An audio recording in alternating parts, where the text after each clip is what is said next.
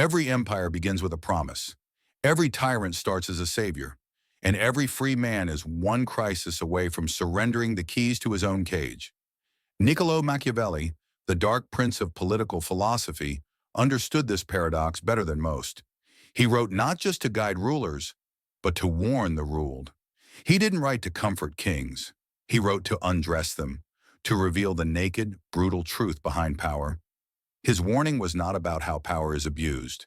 It was about why we let it happen. Because power doesn't corrupt us against our will. It seduces us with the scent of order, the illusion of control, and the lie that safety is more precious than freedom. Power is beautiful. It is silent, like a knife. It doesn't shout. It waits. It begins with convenience.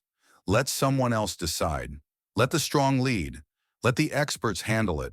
And little by little, freedom becomes something we remember, not something we defend. Machiavelli understood this, that people don't want liberty.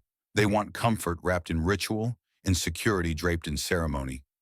He wrote The Prince not as a love letter to tyrants, but as a mirror to the masses, to show them what they tolerate, and worse, what they secretly admire. Power begins innocently. You want to make a change. You want your voice to matter. But slowly, power stops being a means and becomes the end. Machiavelli warned, "It is much safer to be feared than loved if you cannot be both." At first glance, it sounds monstrous. But look deeper. He's not endorsing fear. He's acknowledging a grim truth of politics.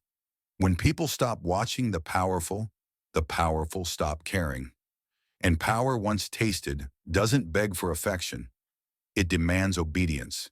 He saw how easily we trade liberty for security, how we ask to be ruled when the world feels chaotic, and how tyrants rise not through violence alone, but through our silent consent.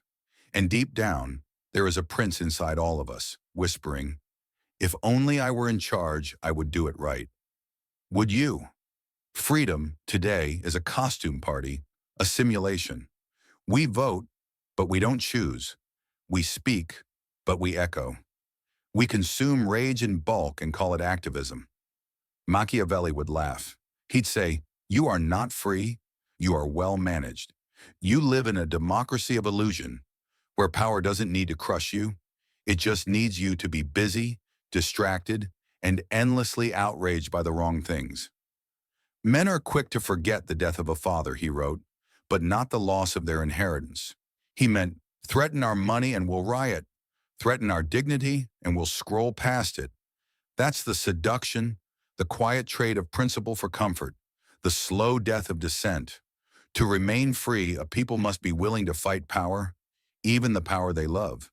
Because the greatest tyrants don't arrive with weapons. They arrive with solutions. Today we think ourselves free. We vote, we speak, we scroll. But Machiavelli would ask, are we truly watching the powerful, or are we merely entertained by them?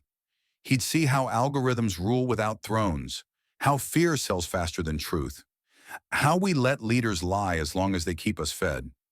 The seduction of power isn't just for kings. It touches us all. When we silence our voices to keep a job, when we dominate others to feel secure, when we justify cruelty for the sake of efficiency. In these moments, freedom dies not with a bang, but with a shrug. Machiavelli didn't give us a manual. He gave us a mirror, and it's not flattering.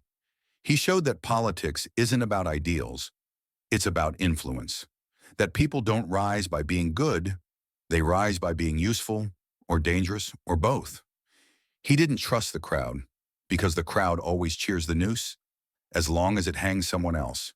His true fear wasn't that tyrants would seize power. It was that we'd beg them to. Machiavelli's real warning wasn't to rulers. It was to us.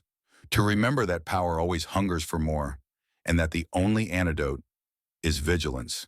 Freedom is not a flame that burns on its own. It is a fire we must feed, with discomfort, with questioning, with courage. So ask yourself, are you watching power, or has power already seduced you?